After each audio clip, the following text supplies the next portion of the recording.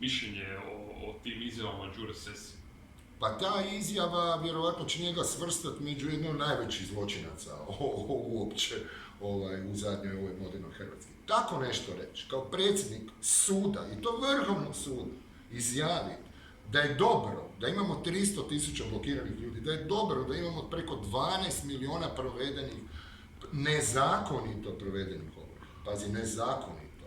Onaj javni bilježnik koji lupi žig na vjerodostojnu ispravu, koja to nije, dakle nije vjerodostojna isprava, ako me razumiješ, gledaj, izvod iz poslovne knjige, računa, nekakvog komunalca, parking mafijaša, teleoperatera, bankara, on ne dokazuje da je to bio i račun.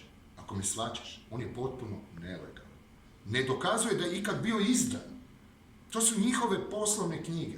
Pa ja mogu otvoriti svoju poslovnu knjigu i idem ovršiti tebe. I napišem da su po mojim poslovnim knjigama, lijepo moj Škibola, ti si meni dužan, ajme reći 16.000 kuna, što ti tebi nije problem platiti, ti si u Saboru, da si mi dužan 16.000, izvod iz poslovnih knjiga gdje piše da si dužan, dođem evo svom prijatelju, javnom bilježniku, daj mi tu lupi žig, šta će čovjek lupi?